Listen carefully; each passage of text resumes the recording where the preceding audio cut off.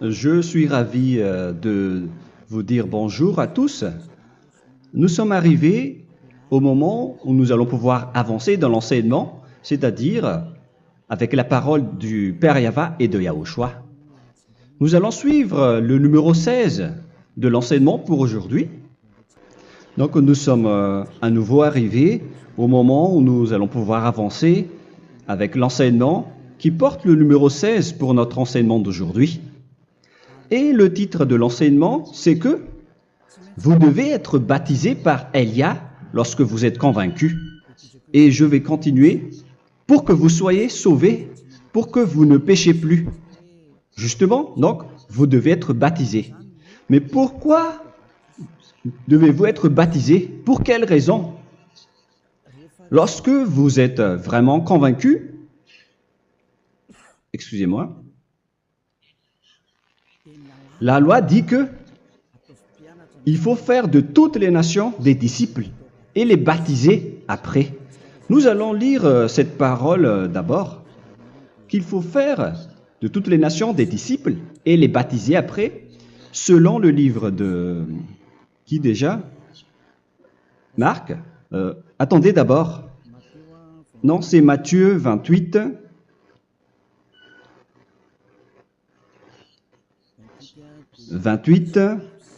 Versets 19 et 20.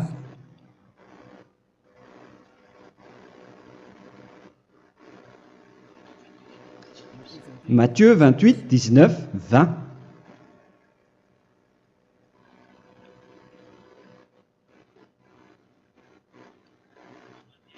Allez, faites de toutes les nations des disciples. Ici, donc, il faut faire toutes les nations des disciples. Les baptisons au nom du Père, du Fils et du Saint-Esprit. Donc, à la fois, il faut les enseigner à observer tout ce que je vous ai prescrit. Donc, en enseignant une personne, c'est comme ce que Elia fait en ce moment. Après, donc, il faut baptiser cette personne qui est convaincue par l'enseignement. Donc, on ne doit pas baptiser une personne qui n'a jamais entendu cet enseignement. Voilà la première loi. Ce n'est pas logique de baptiser une personne qui ne connaisse rien de l'enseignement. Et après le baptême, l'enseignement continue encore, comme ce que Elia fait en ce moment. Il enseigne toujours, même les personnes baptisées. Donc, on continue toujours à enseigner. Mais le baptême est donc une loi, tout d'abord. Donc, une fois convaincu, vous devez être baptisé. Moi, je ne vais plus parler du sujet d'enseignement que vous connaissez déjà, parce que vous êtes déjà convaincu. Donc, si vous voulez être nettoyé, lavé de vos péchés, pour que vous ne péchez plus dans ce saint royaume où il y a Elia, alors vous devez être baptisé, car c'est une loi selon l'Acte des Apôtres 26. Pourquoi tardes-tu? Lève-toi, appelle son nom et sois baptisé. C'est dans Actes des Apôtres, chapitre 22, verset 16. Actes des Apôtres 22, 16. Nous allons lire ensemble cette parole. Et maintenant, que tardes-tu? Lève-toi, sois baptisé et lavé de tes péchés en invoquant le nom de Dieu. Donc, une fois qu'une personne est convaincue de cet enseignement, comme vous qui m'écoutez en ce moment, la loi pour vous, c'est que vous devez invoquer son nom. C'est-à-dire que le nom est important pour répondre aux personnes qui disent que ce n'est pas le cas, en disant que si vous croyez, c'est suffisant. Sachez que c'est un enseignement du diable pour ceux qui disent cela. Au contraire, il faut invoquer son nom, car c'est celui qui invoque le nom de Yahva qui sera sauvé. On vous a déjà enseigné cela. Donc, il faut que vous vous levez, il faut invoquer son nom. Il ne faut plus attendre. Vous ne devez plus attendre ni hésiter. La loi vous dit, levez-vous. On vous dit aujourd'hui, on vous ordonne aujourd'hui de vous lever. N'hésitez plus. Et après, vous devez invoquer son nom en vous rapprochant du royaume de Yahushua, de l'église de Yahushua, d'appeler tous les responsables au téléphone, même pas au téléphone. Il faut directement assister à l'assemblée de Yahushua dans cet endroit, car il faut que tu te lèves et sois baptisé en invoquant son nom. Et c'est ici, à l'église de Yahushua, que vous devez invoquer son nom. Alors, c'est une loi, vous ne devez plus rester dans votre maison et il faut nous rejoindre maintenant. Soyez baptisés en Yahushua et non pas en Jésus, car les baptêmes que vous avez faits auparavant n'est pas le baptême en Yahushua. Donc, votre baptême n'est pas valable, n'existe pas du tout. Et votre baptême, au contraire, il est pire lorsque vous l'avez fait avec des autres dieux comme Jésus, car vous allez le revêtir jusqu'à votre mort. Car selon Galates 3, 27, vous revêtez le Dieu à qui vous êtes baptisé. Comme par exemple, si vous êtes baptisé en Yahushua, vous revêtez en Yahushua. Mais les fidèles de Jésus, ils revêtent Jésus. Alors que vous voyez bien que ce Dieu, c'est un faux Dieu qui n'ôte pas les péchés, qui vous jette en enfer et qui n'existe même pas. Parce que si jamais il existait, vous devez aussi être ôté de vos péchés. Mais ce n'est pas le cas. Vous revêtez un faux Dieu, un envoyé du diable. Pourquoi? Car tous ceux qui sont pécheurs viennent du diable. Nous allons donc lire la parole de Dieu à ce sujet dans Galates 3, 27 pour vous dire que c'est un faux baptême que vous avez fait. Donc si vous avez été baptisé en lui, alors vous allez être avec le diable jusqu'à la fin. C'est ce qui est pire avec votre baptême qu'il faut enlever et supprimer rapidement, car vous êtes avec le diable. Les pécheurs viennent du diable, et ce faux Dieu, il vous rend toujours pécheur, jusqu'à maintenant. Il vous encourage de rester pécheur, non méritant.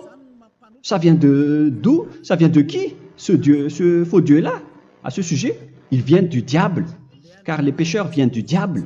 Ce faux Dieu qui n'existe même pas, ce n'est qu'un collaborateur du diable.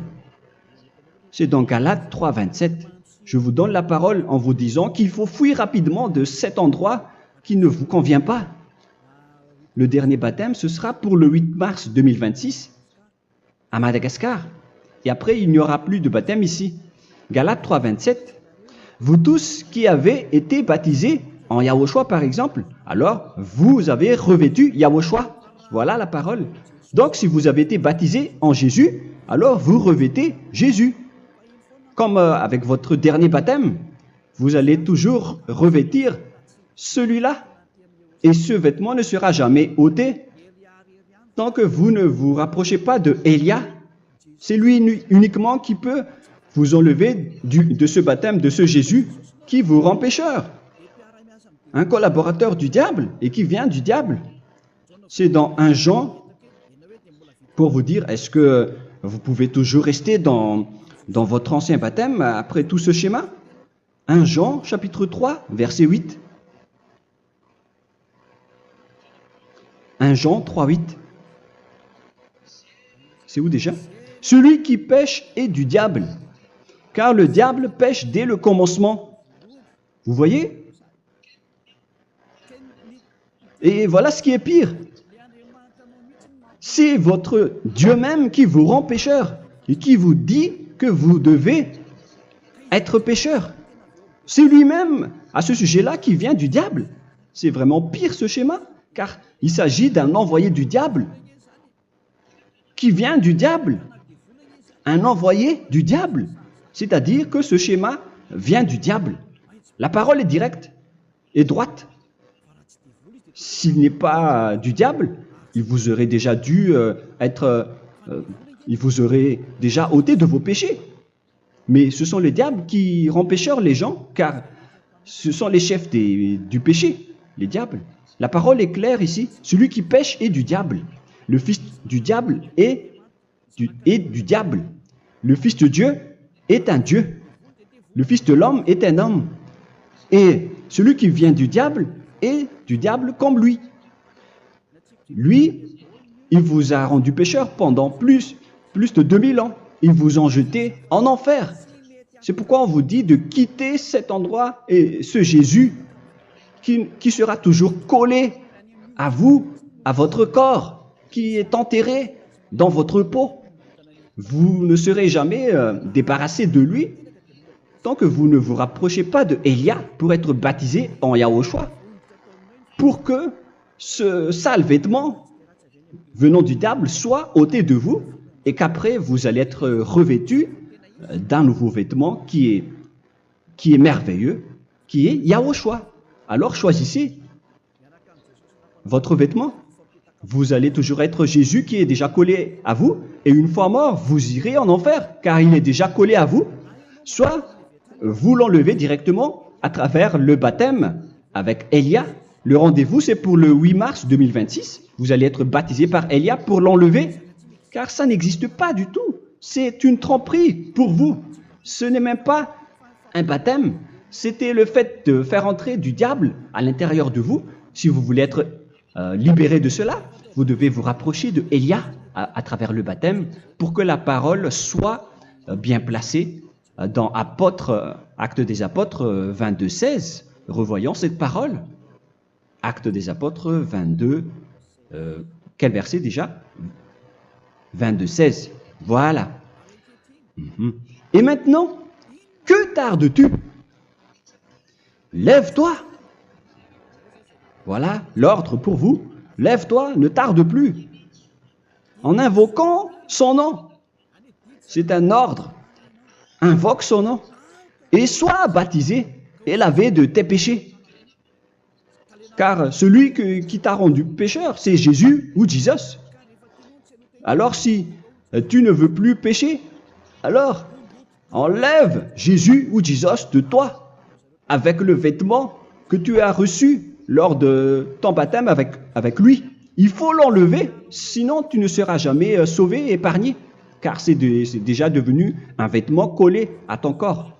La seule solution pour toi, c'est de te rapprocher de Élia pour être ôté de tes péchés, car la loi est claire ici. Tu vas être lavé de tes péchés, et c'est ici, dans cet endroit où il y a Élia, qu'il y a l'ôtement du péché. Pourquoi vous êtes ôté de vos péchés? Pour quelle raison? D'abord, vous êtes déjà lavé à travers le baptême. On vous nettoie. Et une fois nettoyé, une fois lavé, qu'est-ce qui se passe à ce moment-là? Pour que les gens ne pêchent plus en vrai. Car toutes les personnes qui sont baptisées en Yahushua revêtent Yahushua. Vous êtes mariés à Yahushua. Et c'est à travers ce baptême, après votre baptême, c'est à partir de là, après avoir suivi toutes ces lois, car le baptême c'est une loi. Lorsque vous êtes convaincu, après avoir écouté l'enseignement, vous décidez de quitter le faux Dieu qui vous rend pécheur. Alors, vous êtes baptisé, vous allez revêtir Yahushua pour quitter le faux Dieu qui vous rend pécheur.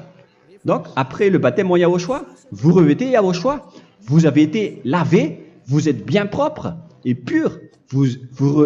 Vous êtes sorti comme une personne originale qui est merveilleux, très merveilleux devant le Dieu d'Abraham. Vous êtes complètement purifié jusqu'à votre fond de conscience à travers ce baptême venant du sang de Yahushua qui vous nettoie jusqu'au fond de toutes vos pensées, car le baptême marque la mort de Yahushua. Yahushua est mort pour vous verser son sang pour vous. Tout cela confirme votre relation avec Yahushua, car le baptême vous dit que vous êtes mort ensemble avec Yahushua et vous êtes ressuscité ensemble avec Yahushua. Vous avez été enterré avec lui et vous avez été ressuscité avec lui dans la vie éternelle. Voilà la vie avec Yahushua et le baptême avec Yahushua. C'est pour montrer la bonté de Yahushua pour chacun de vous concernant cette merveille. Voilà le baptême, c'est la mort avec Yahushua. C'est pourquoi je vous ai dit, en même temps, c'est la mort pour vous. Et c'est aussi votre purification. C'est dans Romains, chapitre 6, verset 4. Nous avons donc été ensevelis avec lui par le baptême en sa mort, afin que, comme Yahushua est ressuscité des morts par la gloire du Père, de même, nous aussi, nous marchions en nouveauté de vie. Donc, on était morts avec Yahushua à travers le baptême, et c'est après aussi que nous avons été ressuscités vers la nouvelle vie. Verset 5. En effet, si nous sommes devenus une même plante avec lui par la conformité à sa mort, nous le serons aussi par la conformité à la résurrection. Nous voyons bien ici que nous étions morts ensemble avec Yahushua à travers le baptême. Nous étions morts ensemble avec lui. C'est clair ici. On parle ici du sujet du baptême. Hein. Nous avons donc été ensevelis avec lui par le baptême en sa mort, mais pas avec autre chose.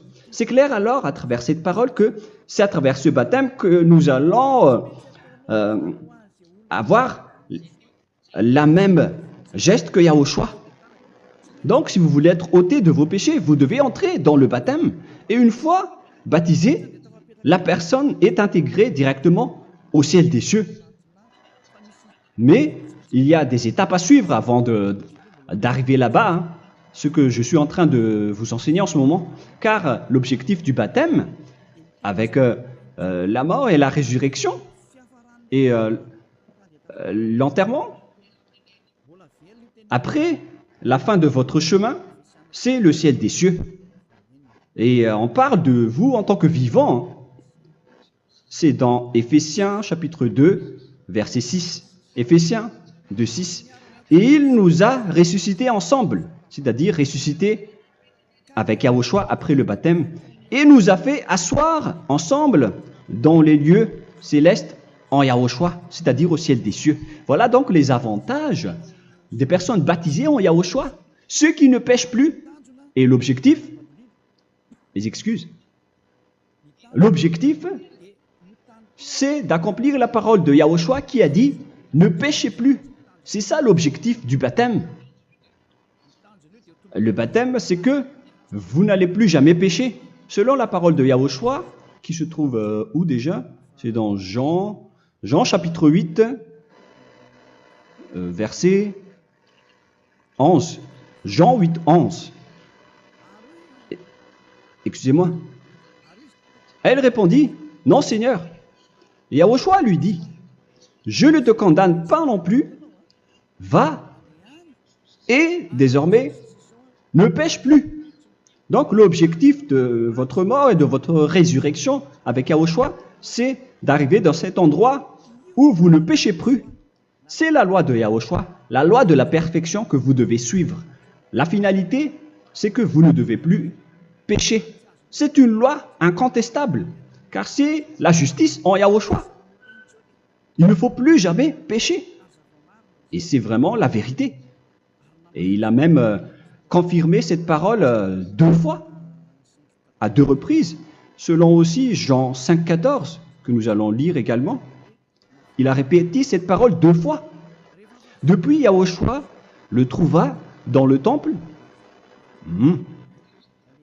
et lui dit, « Voici, tu as été guéri. Ne pêche plus. » Excusez-moi.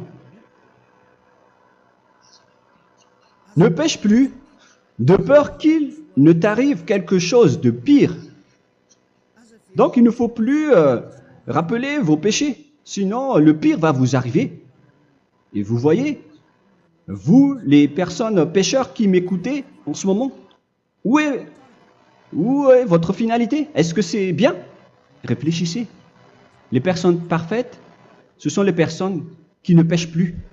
Contrairement à vous qui dites que vous êtes toujours des pécheurs, qui ne méritent pas le ciel des cieux. Vous l'avez dit par vous-même. Mais maintenant, Élia vous appelle.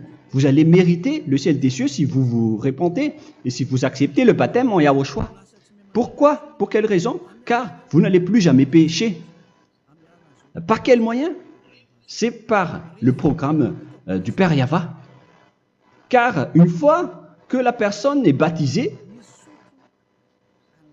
la personne boit le Saint-Esprit.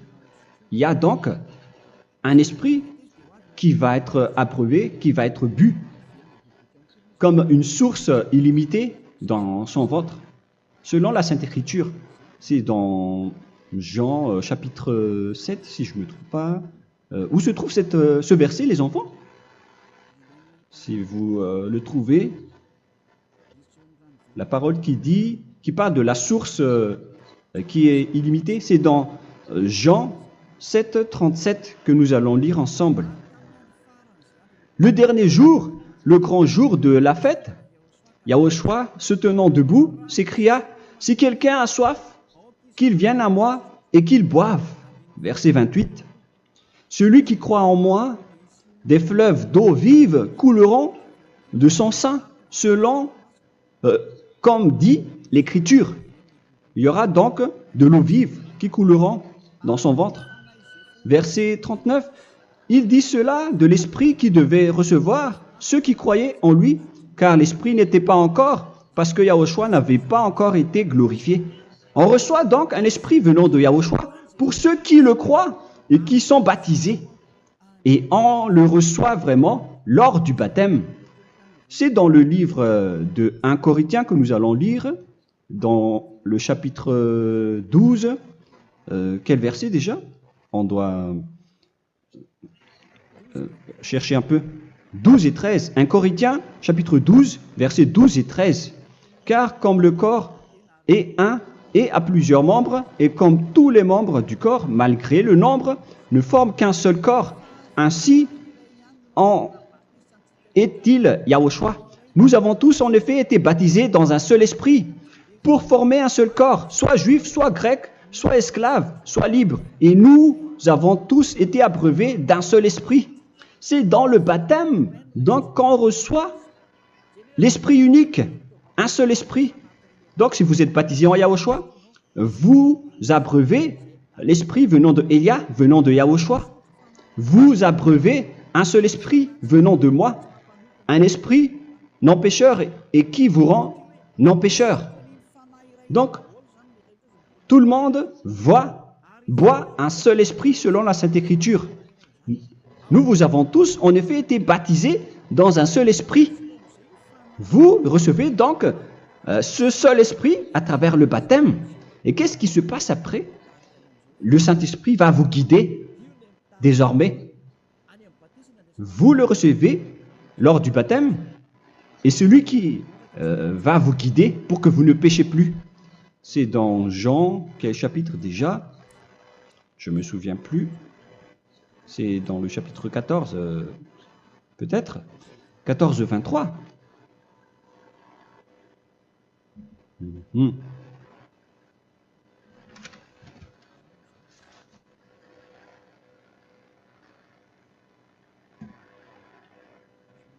Où il est passé déjà? La parole qui parle de l'esprit qui nous guide. Mais je ne me souviens plus lorsqu'on en a besoin. Où est cette parole, les enfants? Où se trouve cette parole? Oui, c'est 14, 26. Jean chapitre 14, verset 26. Mais le consolateur, l'Esprit Saint, que le Père enverra en mon nom, vous enseignera toutes choses et vous rappellera tout ce que je vous ai dit.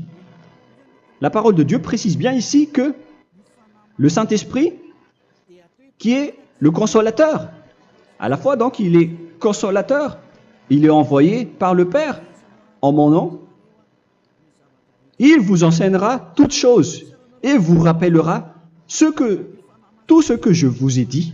C'est le Saint-Esprit donc qui vous enseigne, qui vous guide avec toutes les choses que vous avez besoin dans votre relation avec Yahushua. C'est lui qui est le vrai enseignant, le vrai guide, qui vous guide dans votre chemin. C'est dans Jean 16, 13, peut-être. C'est dans Jean 16, 13 que nous allons lire ensemble. Quand le consolateur sera venu, l'Esprit de la vérité, il vous conduira dans toute la vérité. Il vous conduit, il vous guide, il vous enseigne en même temps. Et à quel moment vous allez faire du mal à ce moment-là? Car en tant que consolateur, il vous frappe, il vous gronde. Il vous gronde à travers votre esprit, à travers votre conscience. Et c'est vraiment dur. Hein. Il vaut mieux être attrapé par un taureau que d'être attrapé par sa conscience. Donc c'est à travers votre conscience qu'il vous guide. Mais si vous ne voulez pas être consolé ni conseillé, si vous ne voulez pas être corrigé, vous revenez vers le mal, 7 fois plus de mal. C'est pourquoi les gens quittent Yahushua, car ils ne veulent pas être consolés et guidés par le Saint-Esprit venant de Yahushua. C'est pourquoi les gens quittent et abandonnent Yahushua, car ils veulent toujours continuer à faire du mal. Mais si une personne veut vraiment être avec Yahushua, avec son cœur, cette personne ne sait plus faire aucun mal. Il ne sait plus faire ça, car elle est déjà guidée par le Saint-Esprit. Quels sont alors les fruits du Saint-Esprit, le résultat du Saint-Esprit avec une personne? Mais le Saint-Esprit existe bien, ainsi que ses résultats. Voilà. Nous allons voir d'ailleurs les fruits du Saint-Esprit. C'est dans quel verset, les enfants? Je ne me souviens pas non plus. Je vais également donc la rechercher. Nous allons voir un peu les fruits du Saint-Esprit que je vais rechercher rapidement et chercher un peu. Celui ou celle qui le voit en premier, vous me le dites directement la réponse.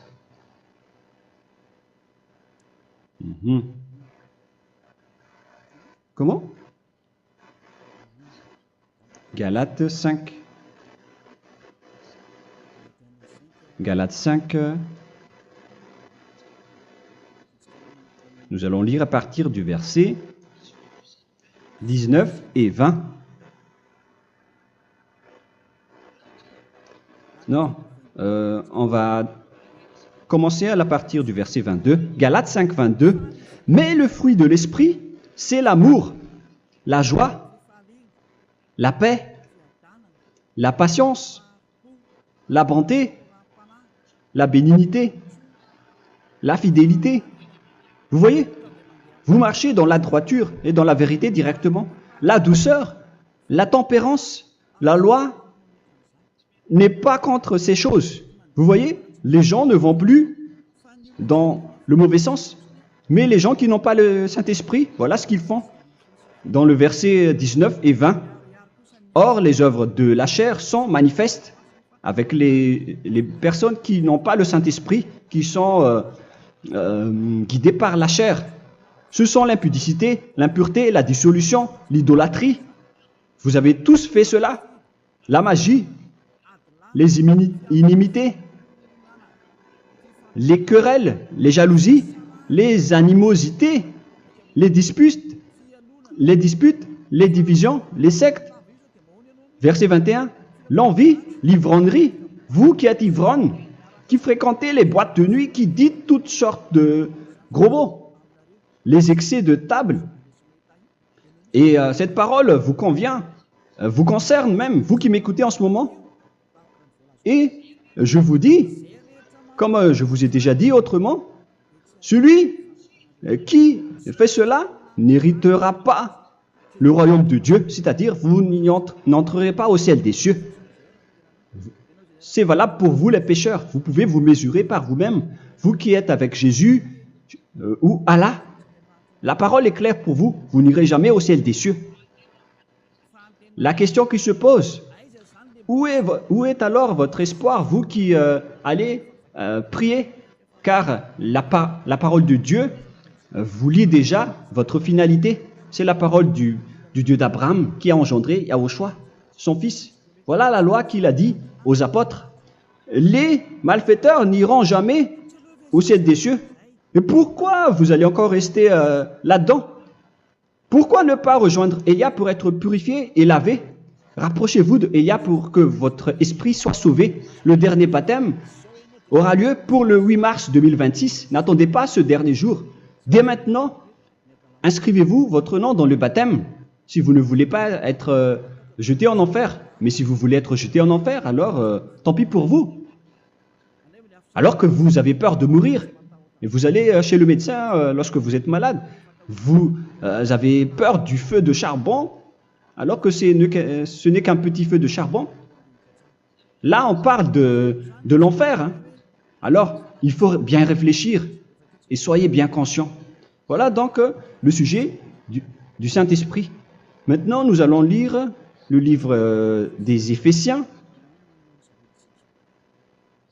Éphésiens, chapitre 4.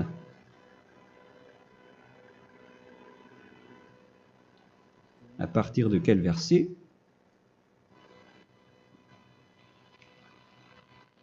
Allons-y.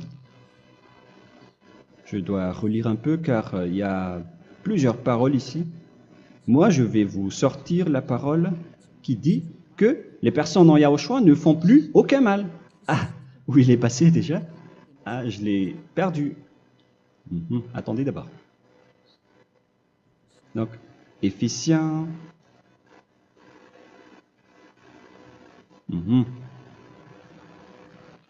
C'est dans le chapitre 5, on dirait. Et nous allons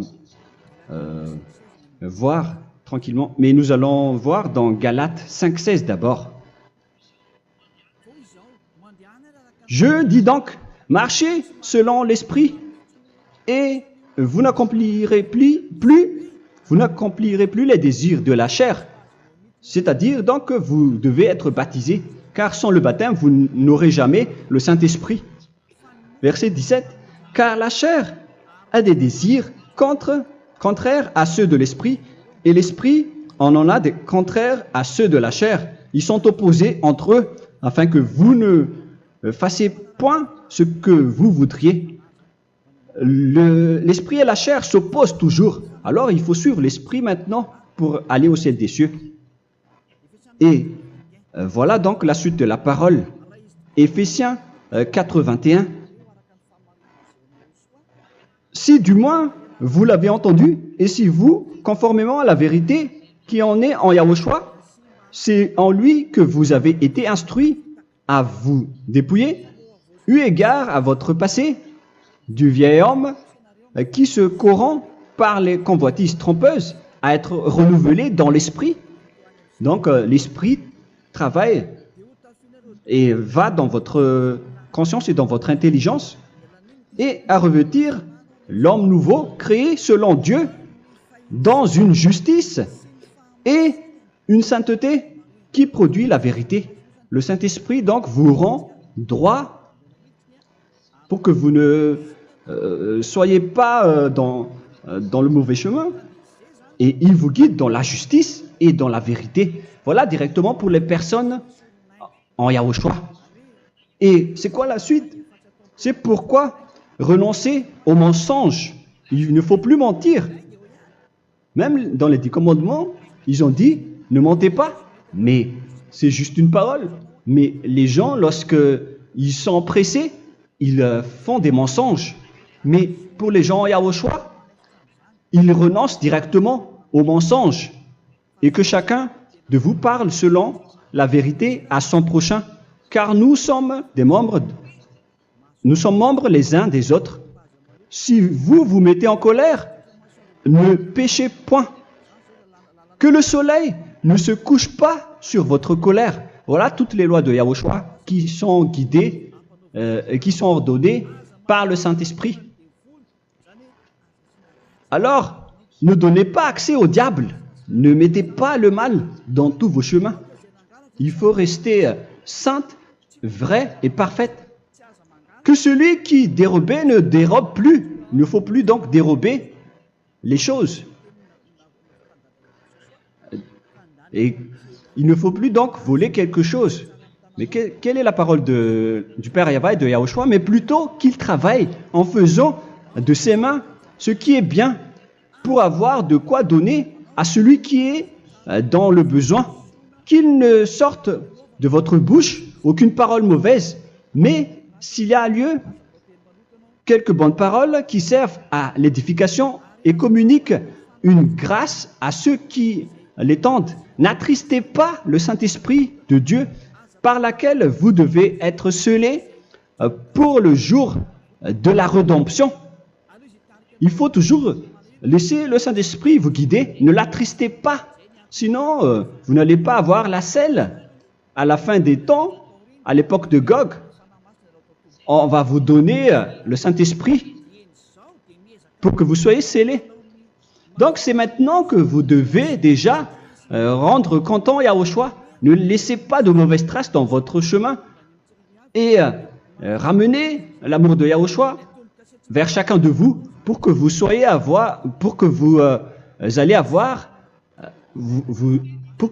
seriez scellés pour avoir le Saint-Esprit que vous avez vraiment besoin pour le dernier combat dans les fins des temps. Que toute amertume et toute animosité, toute colère, toute clameur, toute calomnie, il ne faut pas retenir et garder la colère. Toute calmeur, toute calomnie et toute espèce de méchanceté, tout ce qui est rancune, ni rancœur. Il faut arrêter tout cela.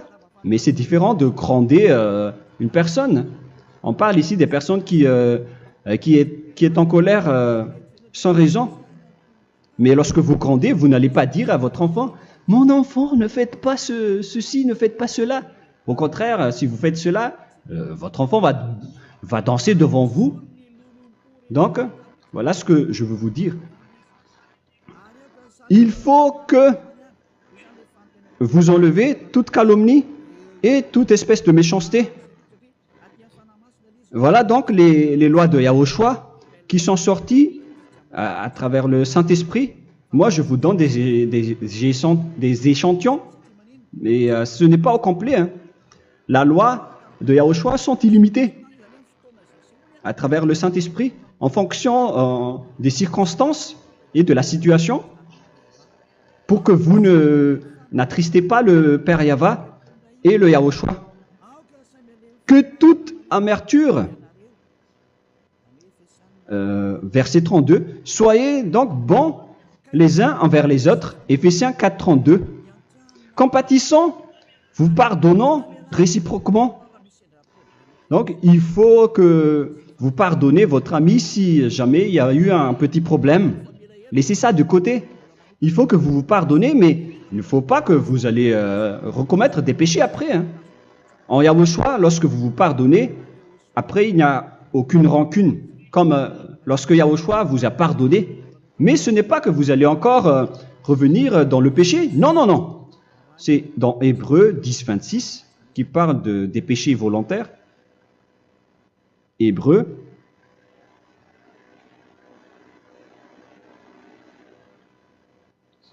Hébreux chapitre 10. C'est bien ça, hein? Pour ceux qui s'en souviennent.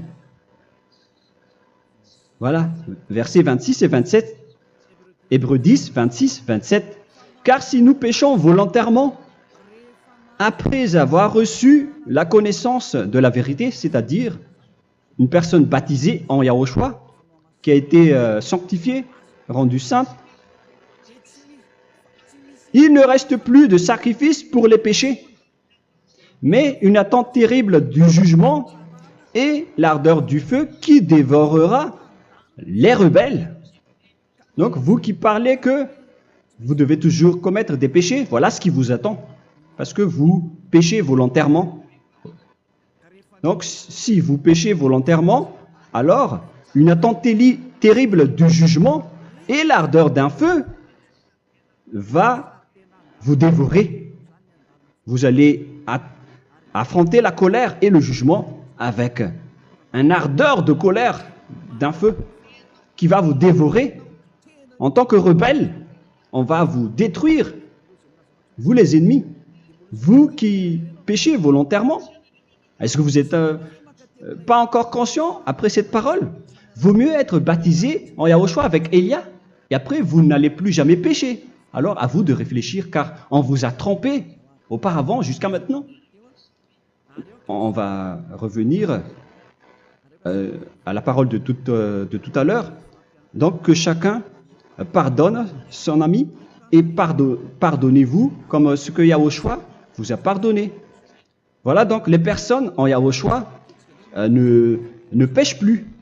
Nous allons donc continuer avec le verset 5.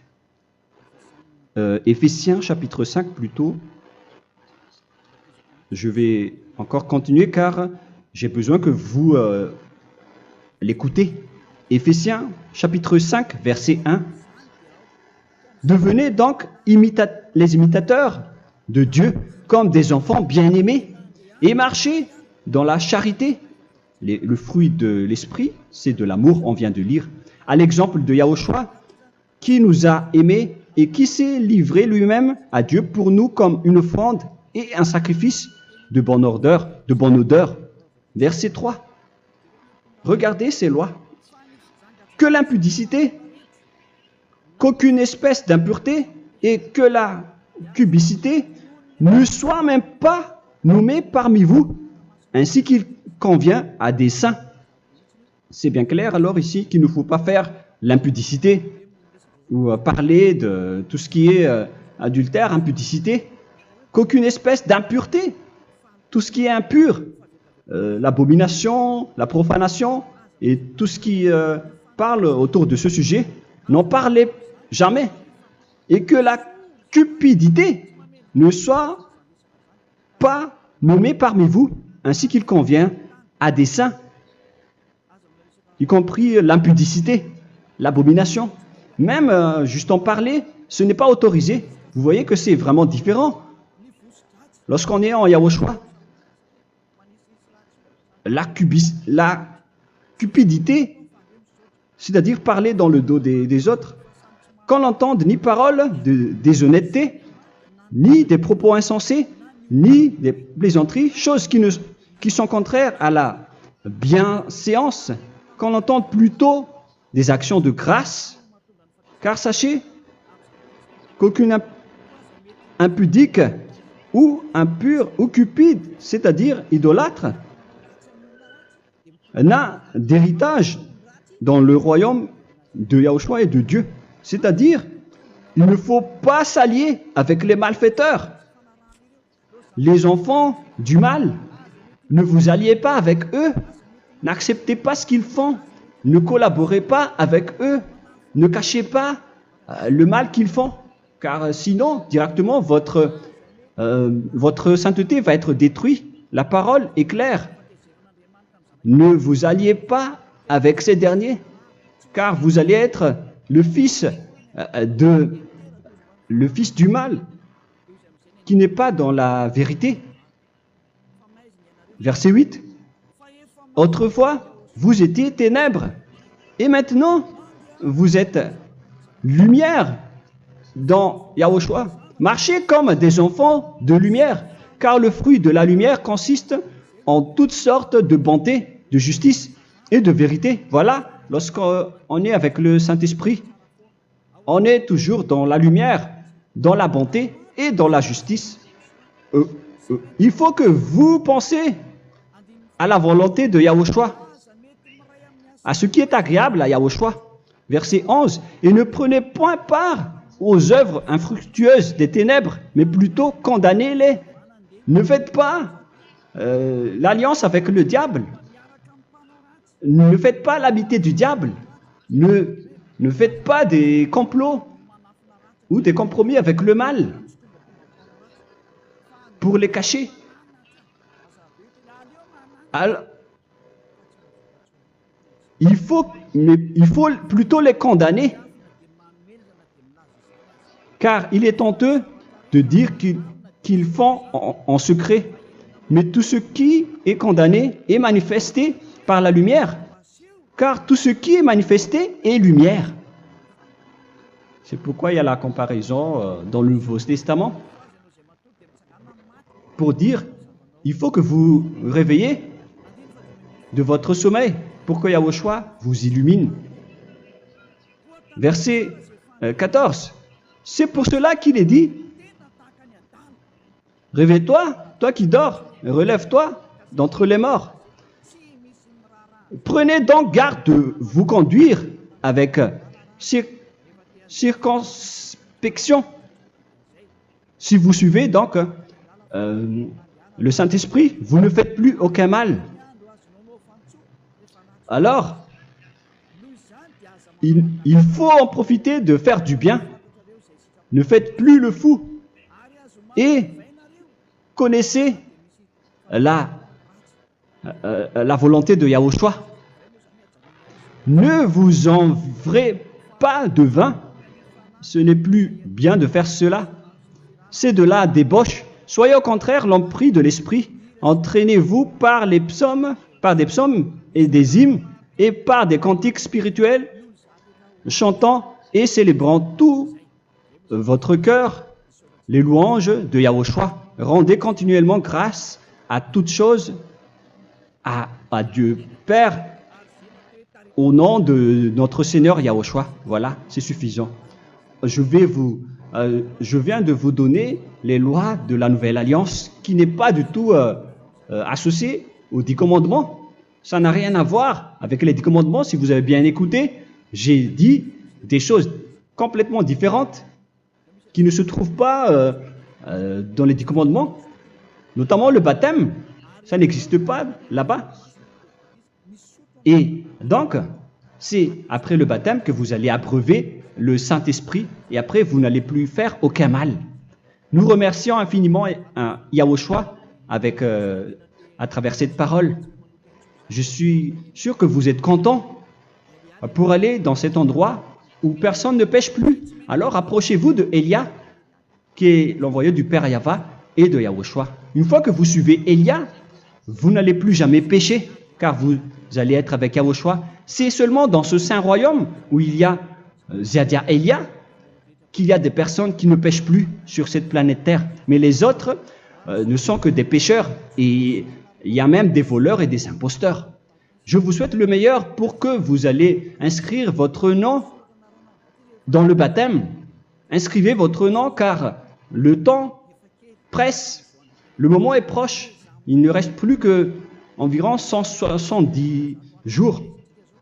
Bientôt, nous allons entrer dans les 160 derniers jours, et après 150, et après 100, il ne restera plus que 100 jours. Alors, faites le maximum d'efforts, n'attendez pas le dernier moment pour inscrire votre nom, parce que si vous mourrez avant, qu'est-ce qui va vous arriver? Vous ne savez rien de ce qui va vous arriver avec votre esprit. C'est le diable qui vous encourage à faire du mal. Il ne veut pas que votre esprit soit sauvé, mais moi je vous dis, sauvez votre âme, n'acceptez plus. Suivez Yahushua à travers Élia qu'il a envoyé parmi vous. On m'a envoyé pour vous sauver. Alors, rapprochez-vous de lui maintenant. N'ayez plus peur de personne. Sauvez votre esprit, car les humains sont comme vous. Ils ne vous sauvent pas, ils ne peuvent pas vous sauver. Mais sachez que votre esprit va être jugé. Et sachez aussi que vous ne pouvez pas vous battre avec le Dieu d'Abraham. Alors sauvez votre esprit, rapprochez-vous de Élia, nous irons en Yahushua, car c'est à travers moi que vous pouvez l'approcher. Prions ensemble. Merci infiniment, Père Yahva, pour toutes ces paroles. C'est vraiment du salut, de la miséricorde et de la vie éternelle. Faites en sorte que les gens connaissent cette vraie parole que je suis en train de leur donner, car c'est de l'amour et c'est du salut pour eux. Sauve-les, Père Yahva, pour qu'ils soient conscients de la vérité.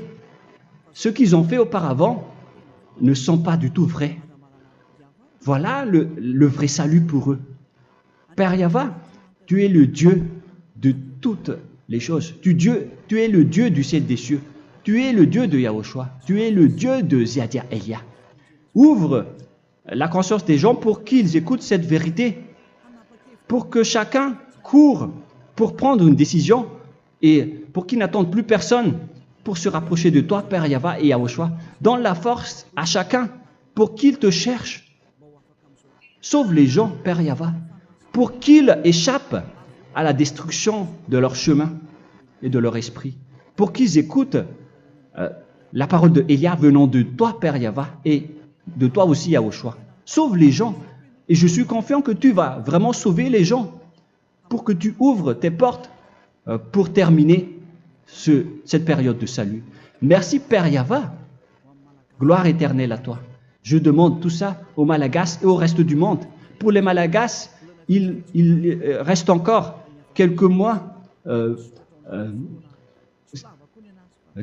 qui n'est plus beaucoup pour eux, mais pour les autres nations, ils n'ont pas aussi beaucoup de temps pour se rapprocher de toi, mais il en reste encore un peu pour eux.